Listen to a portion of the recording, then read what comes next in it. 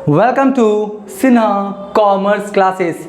आज से हम लोग एक न्यू चैप्टर स्टार्ट करेंगे जिसका नाम क्या है, admission of a partner. Right, अभी तक मैंने क्लास 12th अकाउंटेंसी का जो पहला चैप्टर है नॉट फॉर प्रॉफिट ऑर्गेनाइजेशन, उसके बाद है अकाउंटिंग फॉर आपका partnership forms fundamentals, third chapter है आपका गुडविल, फोर्थ चैप्टर आपका reconstitution of partnership, change in profit sharing ratio among the existing partners. ये चारों चैप्टर्स का मैंने जितने भी क्वेश्चंस थे सबका सॉल्यूशंस बना के सिन्हा कॉमर्स क्लासेस चैनल के अंतर्गत क्या किया है, अपलोड कर दिया है। जब आप सिन्हा कॉमर्स क्लासेस चैनल के अंतर्गत जाएंगे वहाँ पे ये चारों चैप्टर्स का आपको प्लेलिस्ट मिलेगा, नॉट फॉर प्रॉफिट ऑर्गेनाइजेशंस का, accounting for partnership forms fundamentals का, गुडविल का, change in profit sharing ratio among the existing partners, जो कॉन्स्टिट्यूशन का केस है, ये चारों चैप्टर्स का। राइट, आज हम लोग स्टार्ट करेंगे chapter number 5 admission of a partner. और ये जो मैं क्वेश्चंस सॉल्व करते जाऊंगा क्लास 12th अकाउंटेंसी का जो बुक है डॉक्टर एस.के. सिंह का, उससे। और मेरा जो बुक एडिशन है 2023 से 24 वाला, मेरा जो बुक एडिशन है 2023 से 24 वाला। तो अभी जितने भी मैंने 4 चैप्टर्स आपको बताया सभी का मैंने सॉल्यूशंस क्या किया, अपलोड कर दिया है। सबका सेपरेट प्लेलिस्ट अवेलेबल है, नहीं देखा है जाके क्या करेंगे, देख लेंगे। राइट, SBPD पब्लिकेशन बुक से। आज हम लोग बात करेंगे admission of a partner. Right, इस चैप्टर को स्टार्ट करेंगे, पूरा डिटेल्स में बेसिक कॉन्सेप्ट्स देने का कोशिश करूंगा। आप बस ध्यान से कॉन्सेंट्रेशन और पेशेंस के साथ क्या कीजिएगा, देखिएगा। मैं बार बार बोलता हूँ ये एजुकेशनल चैनल है, सीखना है तो एक एक सेकंड्स क्या होता है आपका इंपॉर्टेंट होता है। स्किप करेंगे कोई आपका इंपॉर्टेंट इंफॉर्मेशन मिस कर देंगे, आगे जाके आपको क्वेश्चन समझ में नहीं आएगा। और एक बात, ये जो आपका चैप्टर है admission of a partner, right, इसके बाद आपको मिलेगा रिटायरमेंट ऑफ अ पार्टनर, फिर डेथ ऑफ द पार्टनर। ये जो लगातार आपका चैप्टर्स है ये सब एक दूसरा से क्या रिलेटेड है। मैक्सिमम काम जो एडमिशन ऑफ ए पार्टनर में करना है वही काम आपको रिटायरमेंट में करना है, वही काम आपको डेथ में करना है, डेथ ऑफ द पार्टनर में। तो कहने का मतलब सारे चैप्टर्स में 70 से 80% काम क्या है, सेम है। इसलिए मेरा आपसे रिक्वेस्ट है कि अभी से ही admission of a partner chapter से ही पूरा कॉन्सेप्ट के साथ क्या करेंगे, पढ़ेंगे।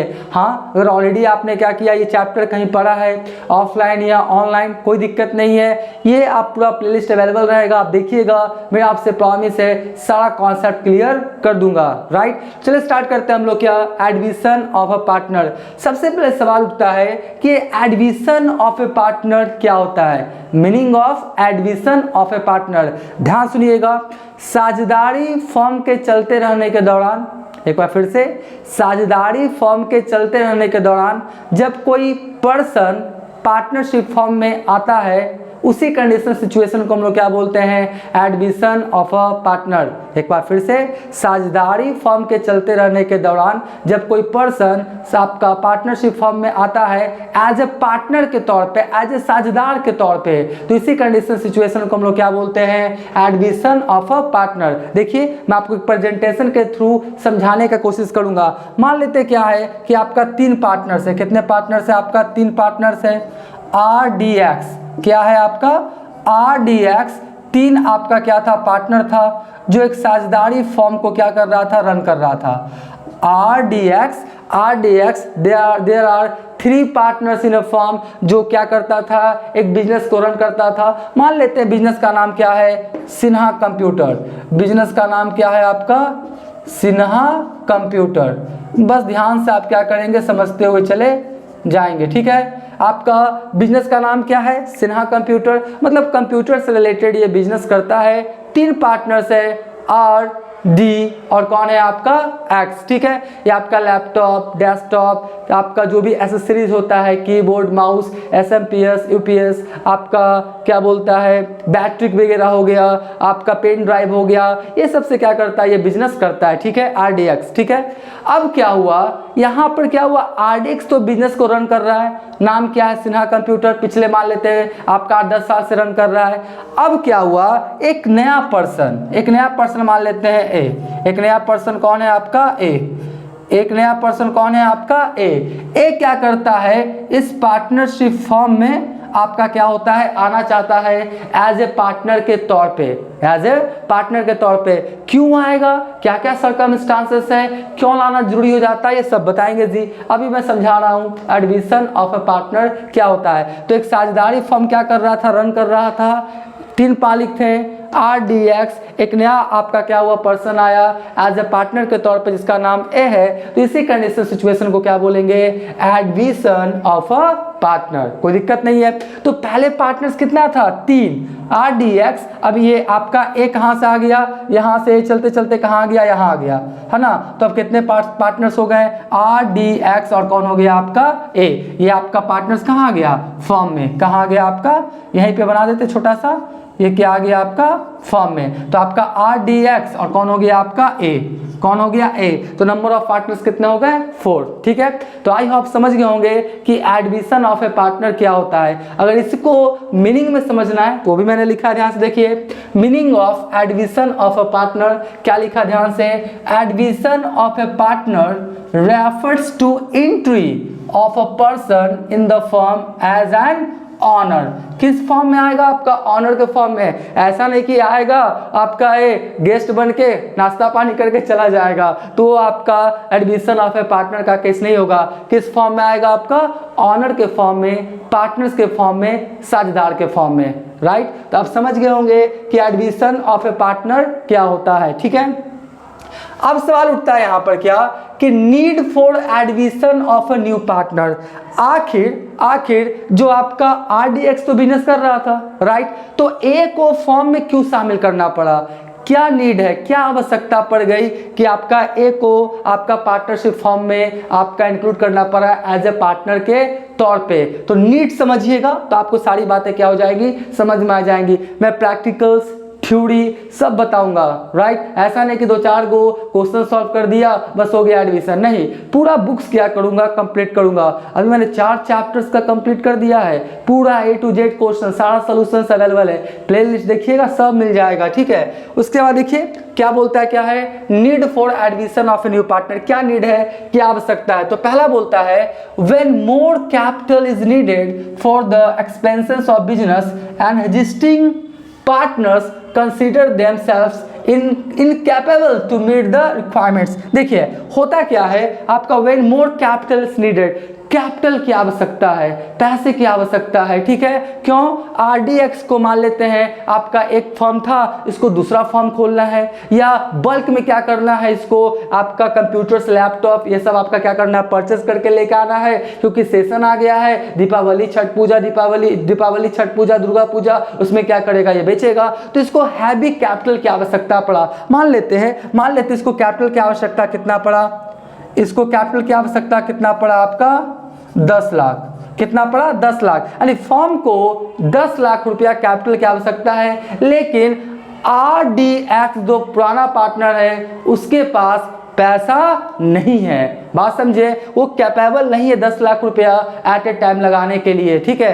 तो RDX किससे बात करता है, ए से। बोलता है ठीक है आप आइए, हम आपको पार्टनर बनाएंगे, लेकिन शर्त यह है कि 10 लाख रुपया आप एज ए कैपिटल के तौर पे लेके आएंगे। ये बोलता है ठीक है हम लेके आते हैं 10 लाख रुपया, और आपका पार्टनरशिप फर्म का क्या बन जाएंगे हम, पार्टनर। ठीक है। तो पहला रिक्वायरमेंट क्या हुआ कि जब फर्म को कैपिटल की आवश्यकता पड़ती है और जो एग्जिस्टिंग पार्टनर्स है उसके पास कैपिटल नहीं होता है, तो क्या करता है, एक नया पर्सन को एज ए पार्टनर बनाता है और उससे कैपिटल लेके आता है, जिससे कैपिटल का जो रिक्वायरमेंट है वो क्या हो जाता है आपका, फुलफिल हो जाता है। तो पहला कैपिटल के लिए एडमिशन होता है। ठीक है। दूसरा केस समझिए, दूसरा केस क्या बोलता है, when there is need for a competent and experienced person for the management and working the firm। मान लेते क्या है कि जो आपका RDX है, ठीक है, ये नॉर्मल आपका क्या है, पढ़ा लिखा है, बिजनेस को क्या कर रहा है, रन कर रहा है, बिजनेस इसका बड़ा हो रहा है। क्या हो रहा है, बड़ा हो रहा है। तो ये क्या किया, बात किया किससे, मान लेते हैं किससे, मिस्टर राज से। किससे बात किया, ये मिस्टर राज से। राज मान लेते हैं ना, राज मान लेते क्या है, MBA किए हुए हैं। राज क्या किए हुए आपका, MBA, master of business administration. और जो मिस्टर राज है उसको पूरा नॉलेज है जी, मैनेजमेंट का पूरा नॉलेज है, बिजनेस का क्या है पूरा नॉलेज है, एकदम क्या एक्सपर्ट है, ठीक है। तो आरडीएक्स तो बिजनेस कर रहा था, रन कर रहा था, तो आरडीएक्स को फील होता है कि मेरा लैक ऑफ मैनेजमेंट है, हम लोग अच्छे ढंग से बिजनेस को रन नहीं कर पा रहे। एक एक्सपर्ट पर्सन को क्या किया जाए, बुलाया जाए, जो क्या करेगा बिजनेस को रन करेगा, पूरा मैनेजमेंट क्या करेगा देखेगा। तो आरडीएक्स किससे बात किया, मिस्टर राज से। किससे बात किया, मिस्टर राज से बात किया और बोला कि आप आइए मेरे फर्म में एज ए पार्टनर के तौर पे, कुछ कैपिटल लेके आइएगा और आप क्या बन जाइए, आप पार्टनर, क्या बन जाइए पार्टनर। मिस्टर राज बोला ठीक है बन जाते हैं। तो मिस्टर राज क्या आ गया आपका पार्टनरशिप फर्म में और क्या बन गया एज ए पार्टनर, ठीक है। तो क्यों पार्टनर बनाया गया मिस्टर राज को, मैनेजमेंट अच्छे से चलाने के लिए, क्योंकि मिस्टर राज एमबीए किए हुए हैं, पूरा मैनेजमेंट का नॉलेज है। इसको बुलाया कि आइए और बिजनेस को अच्छे ढंग से क्या कीजिए, आप रन कीजिए। तो ये बोलता क्या है, when there is a needed competent and experience person for the management and working of the firm, जो फर्म के लिए क्या करे, काम करे, मैनेजमेंट में क्या हो, एक्सपर्ट हो, इसलिए क्या करता है, पर्सन का रिक्वायरमेंट पड़ता है तो क्या करता है, उसको अपने फर्म में एज ए करवा लेता है एज ए पार्टनर के तौर पे। तो पहला हो गया किसके लिए, कैपिटल के लिए, दूसरा मैनेजमेंट अच्छा ढंग से देखने के लिए आपको न्यू पार्टनर का आवश्यकता पड़ता है। फिर देखिए क्या है, थर्ड में क्या है, when the reputations of the firm is to be enhanced by admitting influentials and reputed person into the firm। मान लेते क्या है कि आपको ऐसा पर्सन चाहिए जिसका मार्केट में पहले से क्या बहुत ज़्यादा क्या गुडविल है, गुडविल मतलब क्या, उसका रेपुटेशन इमेज क्या बहुत अच्छा है। ऐसे समझाने के लिए बोल रहे हैं, मान लेते हैं आरडीएक्स है, ठीक है, एक साझेदारी फर्म को रन कर रहा है, और मान लेते हैं सलमान खान, कौन मान लेते हैं, सलमान खान जो एक्टर हैं, है ना, जो मान लेते हैं कौन है आपका सलमान खान, ठीक है, कौन है आपका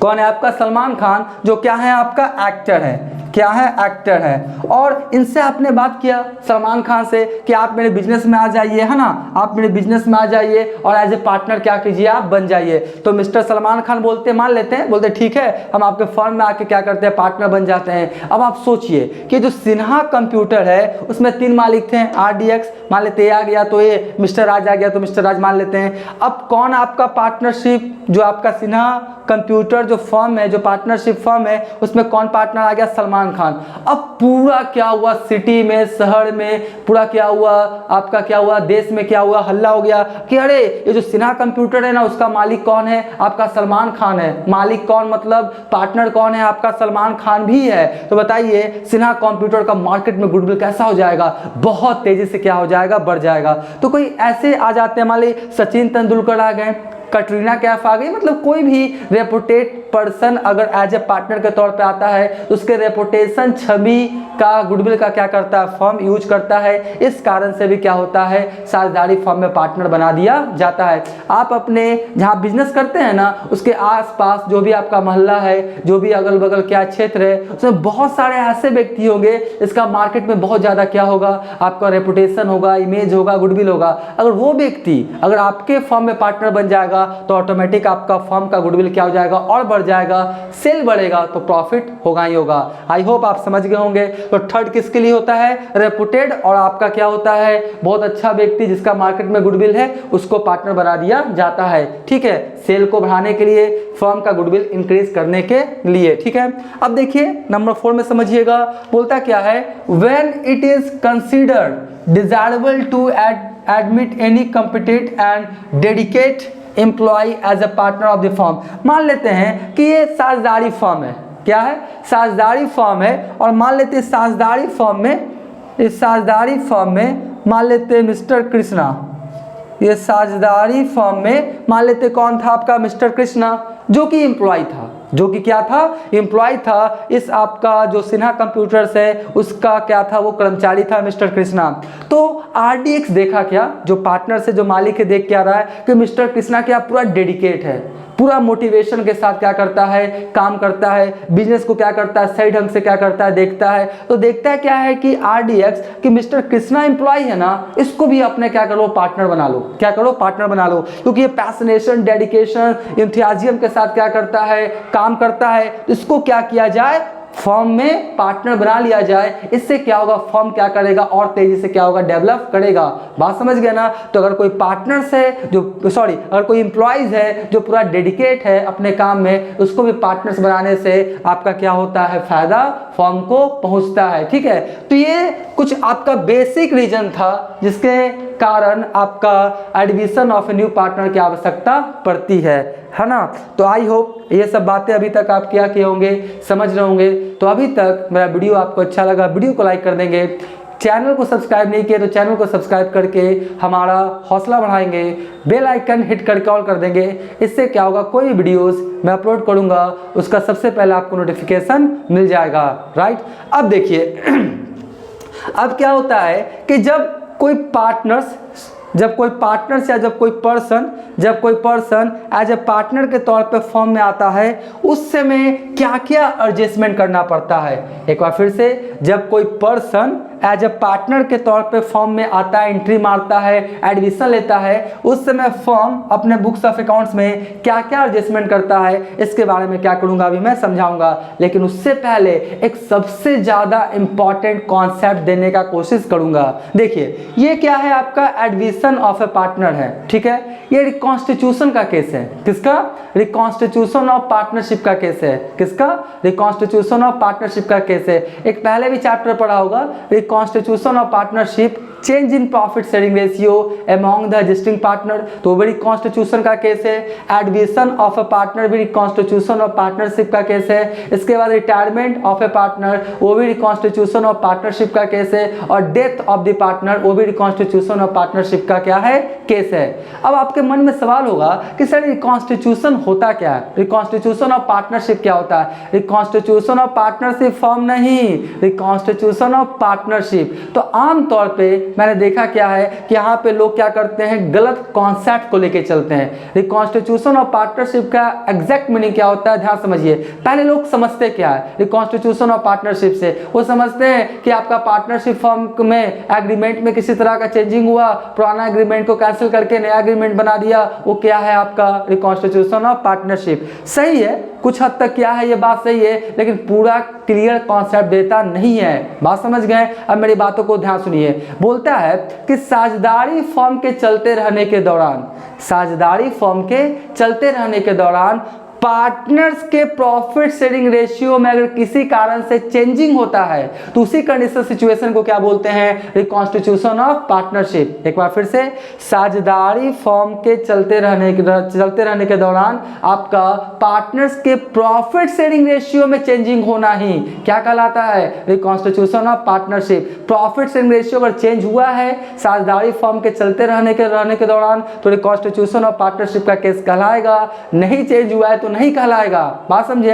अब बोलता है क्या है कि एग्रीमेंट चेंज होना, पुराना एग्रीमेंट कैंसिल करके नया बनाना। तो मान लेते हैं RDX है, आर मान लेते हैं एक्टिव पार्टनर है। कौन सा पार्टनर है? एक्टिव पार्टनर है, फर्म को चलाने में अपना महत्वपूर्ण योगदान देता है, उस पार्टनर को एक्टिव पार्टनर बोलते हैं। तो मान लेते हैं आर को 30,000 रुपया सैलरी मिलता था, पर मंथ कितना सैलरी मिलता था, 30,000। आगे चल के इसका सैलरी क्या हो गया, बढ़ा दिया गया, 35,000 कर दिया गया। कितना? 35,000। तो पहले तो आर को 30,000 सैलरी मिलता था, अब सैलरी कितना मिल रहा है, 35,000, क्योंकि एक्टिव पार्टनर है। तो बताइए, एग्रीमेंट पुराना वाला खत्म करके नया वाला बनाया गया होगा, 30 की जगह 35 किया गया हो गया, तो क्या रिकॉन्स्टिट्यूशन का केस हो गया? चेंजिंग तो हुआ, 30 की जगह 35 हुआ, तो क्या रिकॉन्स्टिट्यूशन का केस हो गया? नहीं, ये रिकॉन्स्टिट्यूशन का केस नहीं हुआ, क्योंकि सैलरी 30 की जगह 35 हुआ, प्रॉफिट शेयरिंग रेशियो में पार्टनर्स का चेंजिंग नहीं हुआ। अगर प्रॉफिट शेयरिंग रेशियो में चेंजिंग होगा तभी रिकॉन्स्टिट्यूशन का केस कहलाएगा, अन्यथा नहीं कहलाएगा। आई होप बातों को समझ गए होंगे। तो इसके पहले जो चैप्टर पढ़ा, reconstitution of partnership, change in profit sharing ratio, उसमें रेशियो कहाँ चेंज करता था। जैसे मान लेते पहले बांटता था RDX 3:2:1 में, अब बांटने लगा 1:1:1 में, चेंजिंग हो गया प्रॉफिट शेयरिंग रेशियो का, रिकॉन्स्टिट्यूशन का केस कहलाएगा। मान लेते RDX है 3:2:1 में बांटता है, नया पार्टनर आ गया, उसको 1/4 दिया, तो बताइए अब प्रॉफिट शेयरिंग रेशियो में क्या हुआ, चेंजिंग हुआ। तो एडमिशन के समय चेंजिंग होता है। मान लेते हैं RDX था, X क्या हो गया, आपका फॉर्म से अलग हो गया, सेपरेट हो गया, तो फिर R और D का प्रॉफिट शेयरिंग रेशियो में चेंजिंग हुआ, तो ये रिकॉन्स्टिट्यूशन का केस है। मान लेते हैं RDX था, आपका D क्या हो गया, डेथ कर गया, तो फिर R और X के प्रॉफिट शेयरिंग रेशियो में चेंजिंग होगा, तो रिकॉन्स्टिट्यूशन का केस है। मतलब प्रॉफिट शेयरिंग रेशियो में चेंजिंग होगा तभी रिकॉन्स्टिट्यूशन का केस होगा। ऐसा नहीं कि पुराना एग्रीमेंट को कैंसिल करके नया बना देंगे तो रिकॉन्स्टिट्यूशन का केस होगा। आई होप आप बातों को समझ गए होंगे। तो चलिए अब हम लोग बात करते हैं क्या है main adjustment on admission of a new partner. मैं चाहता हूं आपका पूरा कॉन्सेप्ट क्लियर हो, इसलिए सारी बातें डिटेल्स में बताता हूं। 2 मिनट में बिता के भी निकल जाता, लेकिन मैं ऐसा करता नहीं हूं। पहला देखिए क्या है main adjustment, computation of new profit sharing ratio. सही बात है, सीधा सा बात है। अब नया पार्टनर आएगा, पहले था RDX, नया पार्टनर आ गया A, तो अब चारों का RDX और A का क्या निकालना पड़ेगा आपको, न्यू प्रॉफिट शेयरिंग रेशियो। तो पहला आपको क्या करना पड़ेगा, न्यू प्रॉफिट शेयरिंग रेशियो निकालना पड़ेगा। अब कैसे निकालेंगे पूरा सोल्यूशन बताऊंगा, class 12 accountancy doctor SK Singh book, SPBD publication, book edition 2023 और 24 से पूरा बता दूंगा जी सारे क्वेश्चंस। उसके बाद क्या है, कैलकुलेशन ऑफ सैक्रिफाइसिंग रेशियो।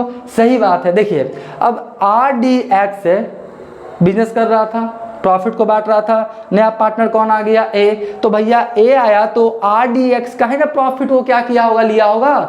मान लेते तीनों सेक्रीफाइस किया तो RDX क्या किया होगा, सेक्रीफाइस किया, त्याग किया, किसके लिए, A के लिए, किसके लिए, A के लिए। तो कौन कितना कितना पार्टनर सेक्रीफाइस किया है, तो आपको क्या निकालना पड़ेगा, सैक्रिफाइसिंग रेशियो। सब कैसे निकलेगा, सब सोल्यूशन बताऊंगा सारा, फिर से बोल रहा हूं, फिर सुन लीजिए। Accounting treatment of goodwill as per accounting standard 26। इसको समझिए ध्यान से।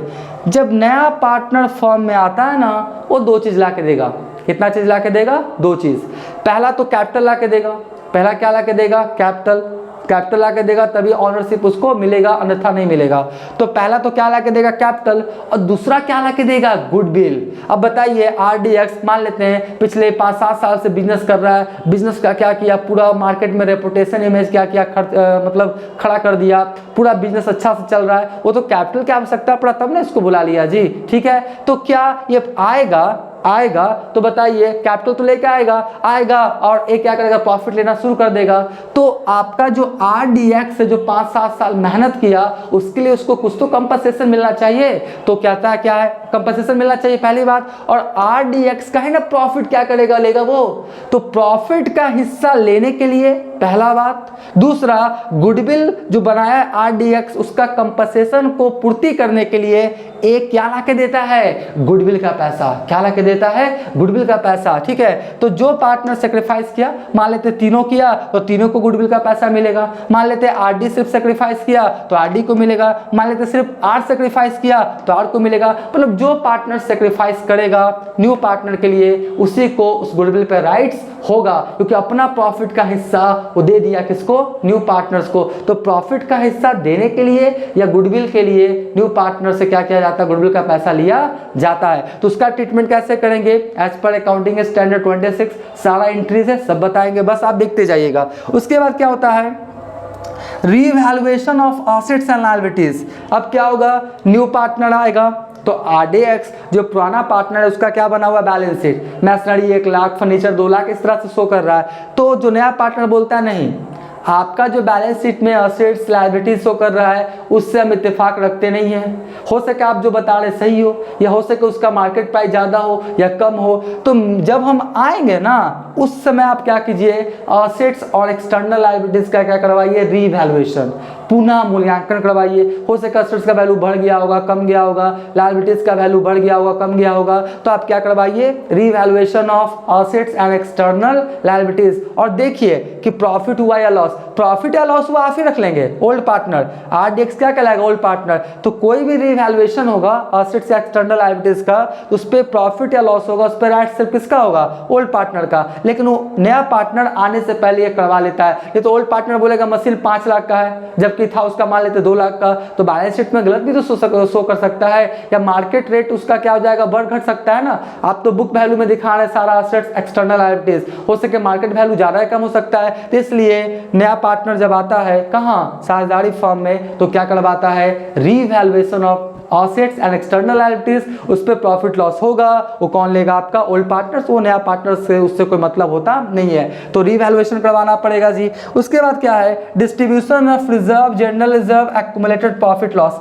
जब नया पार्टनर आता है ना, तो पहले से मान लेते हैं बैलेंस शीट है, बैलेंस शीट में जनरल रिजर्व है जो बांटा नहीं गया पार्टनर्स के बीच, बैलेंस शीट में शो कर रहा है। Profit and loss account profit show कर रहा है, कोई आपका रिजर्व शो कर रहा है, फंड शो कर रहा है, जिस पर राइट्स किसका है, मालिक का, RDX का, बोल रहा है ठीक है बाद में बांट लेंगे। लेकिन अब कौन आ रहा है, A, कौन आ रहा है, A। तो जैसे ही A आता है ना, उस समय पहले से अगर कोई रिजर्व है, कोई फंड्स है, कोई एक्यूमुलेटेड प्रॉफिट लॉस है, तो ओल्ड पार्टनर्स के बीच बांट के खाता क्लोज कर देना चाहिए। अगर नहीं करेंगे तो नया वाला आ जाएगा ना साझेदारी फर्म में, तो ये भी वो रिजर्व प्रॉफिट लॉस जो भी है उस पर उसका राइट्स हो जाएगा। इसलिए नया पार्टनर आने से पहले से कोई reserve profit and loss, accumulated profit loss कुछ भी हो, फंड्स हो, उसको ओल्ड पार्टनर में ओल्ड प्रॉफिट शेयरिंग रेशियो में बांट के खाता क्लोज कर देना चाहिए। ये सब इंटरेस्ट सब बताएंगे। अभी मेरा मुद्दा क्या है, क्या क्या एडजस्टमेंट करना पड़ता है नया पार्टनर्स आने के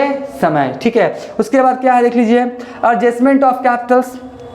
अब क्या होगा, adjustment of Capitals, old partners के कैपिटल के आधार पे न्यू पार्टनर्स का कैपिटल कैलकुलेट करना पड़ सकता है, या न्यू पार्टनर्स के कैपिटल के आधार पे ओल्ड पार्टनर का, यानी on the basis of old partner we calculate new partners capital, या on the basis of new partners we calculate old partners capital.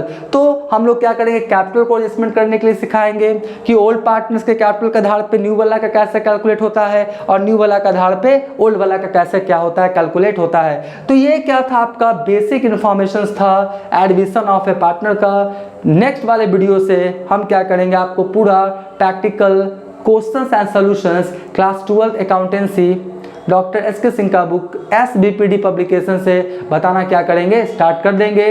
Right, playlist रहेगा, लेक्चर 1 2 3 सब वीडियोज आते रहेंगे, ठीक है। पहले आप क्या करें, इसका स्क्रीनशॉट ले लें।